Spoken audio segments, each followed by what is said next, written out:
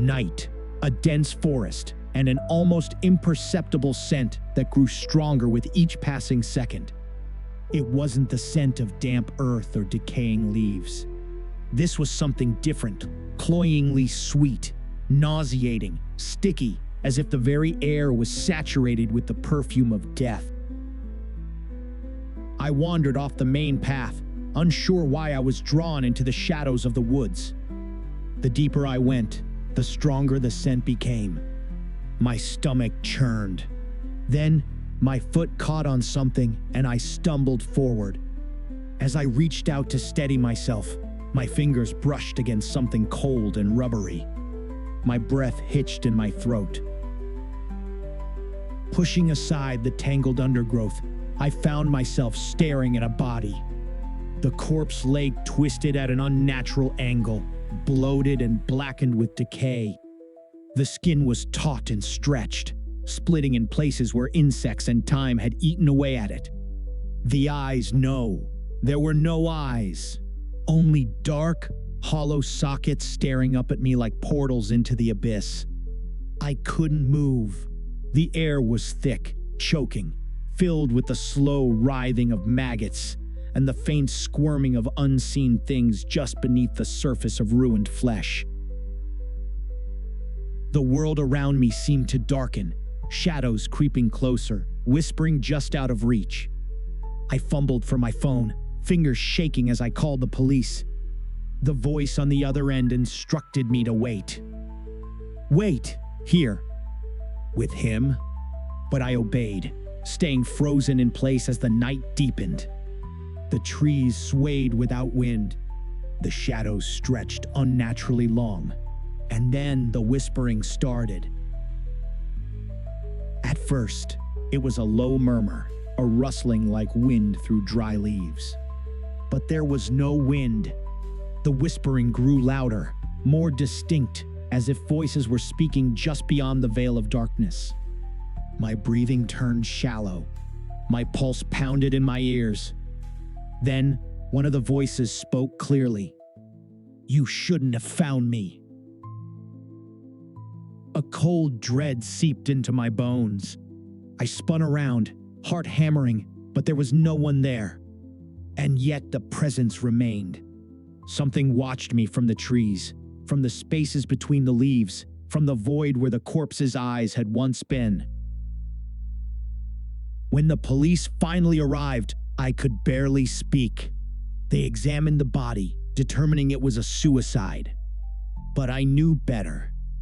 This thing hadn't just died. It had lingered, and it had found me. For weeks afterward, my dreams were haunted by him. The empty eyes, the decayed lips moving soundlessly in the dark. And then one night, he spoke. "You took my place. Now I take yours." I woke up gasping, drenched in sweat. And standing at the foot of my bed was him. 2 years later, I had almost convinced myself it was just my imagination. Almost. But then something happened that made me realize the nightmare had never ended. I was driving home late at night, a long, empty highway stretching between thick woods on either side.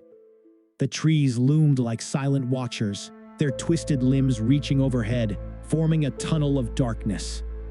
It was past midnight, and exhaustion was setting in. My eyelids grew heavy. I needed to stop. There was no rest stop in sight, so I made a foolish decision. I pulled off the road, parking behind a cluster of bushes, out of sight. The clock read 11:22. I leaned back, closed my eyes, and drifted into uneasy sleep. Then scratching. It was faint at first, like nails dragging along metal. My eyes snapped open. The car was still. Nothing moved outside. I checked the time, 11:50. My heart thudded, but I convinced myself it was just an animal. Still, I locked the doors. I closed my eyes again. At 12:40, the sound returned. But this time, it didn't stop. It grew louder, more insistent, clawing at the doors, the windows, the roof. My breath hitched. Something was outside. Something that wasn't human.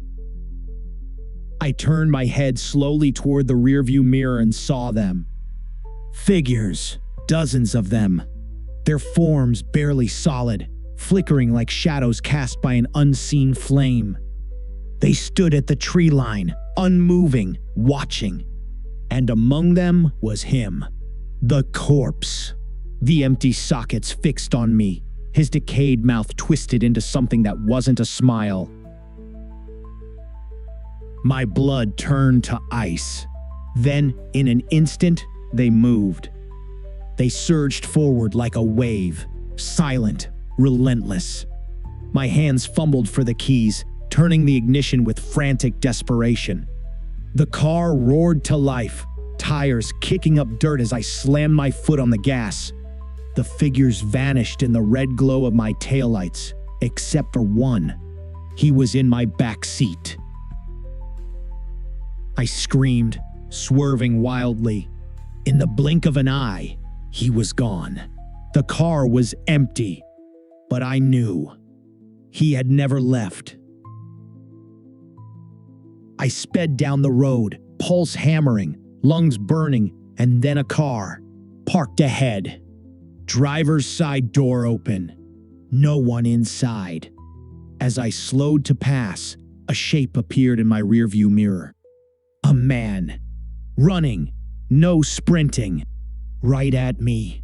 His face twisted with rage, mouth stretched open in a silent howl. His arms flailed wildly, clawing at the air. And then, his eyes met mine. Not empty, not hollow. They were my eyes. I floored the gas. The figure disappeared into the night, swallowed by darkness, but I knew he wasn't gone. He would always be with me, waiting. And if you ever find yourself on a lonely road, tired, pulling over to rest, don't. Because he's waiting for you too.